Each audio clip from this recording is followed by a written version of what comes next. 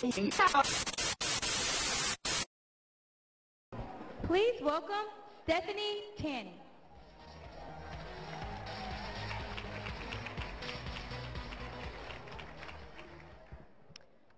Good afternoon.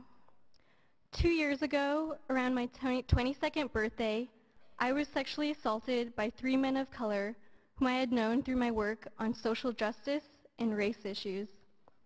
I did not want to report anything at the time, but when my university found out, they had me go through 3 mediation meetings with these men.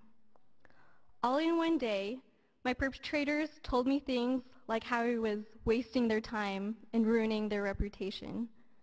That was absolutely the most traumatizing day of my life. My name is Stephanie Tanny, and this is my truth. In order to turn truth to power, we must first start with our own truth and our own story. Truth. When I was first sexually assaulted, I did not quite understand what had happened to me. I just knew that I had been taken advantage of, and that someone I trusted used their power over me and took away my control. Unfortunately, truth, my story is not unique. 95% of perpetrators on college campuses know their victim.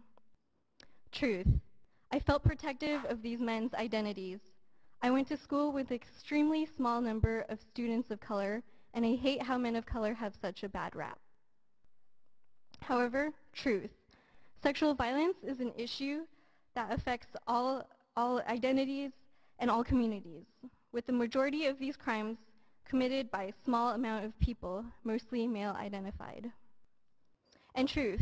Did you know, according to multiple studies, including through the U.S. Department of Justice, that 1 in 4 college women and 1 in 17 men will experience an attempted or completed sexual assault?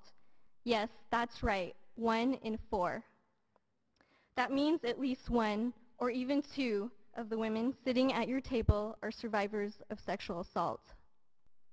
In fact, truth, women of color and trans women of color are some of the most directly affected identities and encounter more barriers quantitatively and qualitatively when addressing the issue. How did I turn this truth into power? I put together a task force. I interviewed and sought out the truth from other people who had attempted to report being stalked, harassed, and raped. We conducted research, surveys, and presented our report of over 70 pages to university staff, professors, and the student body. This past April 2011, we were able to pass a bill that will allocate over $180,000 towards education and support services for survivors of sexual violence on our campus. Thank you. I speak my truth here with you today because that is the only way we will ever move forward. If you or someone you know has been sexually assaulted or violated, remember that it is never their fault. It is never your fault. And you do not need to push aside this issue or other acts of misogyny for the sake of any movement. Immigration, education, foreign policy, labor, racism, every issue intersects with one another. And no matter who you are, whether you identify as a woman, transgender, especially as a man, you can always take a stand against gender violence. You can stop your friend if you see them with someone who appears too drunk to give consent.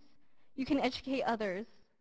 Tell them that an absence of no does not necessarily mean yes. You can, in fact,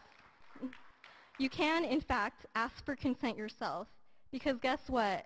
Consent is pretty darn sexy. Whether they are small acts or big, everything helps.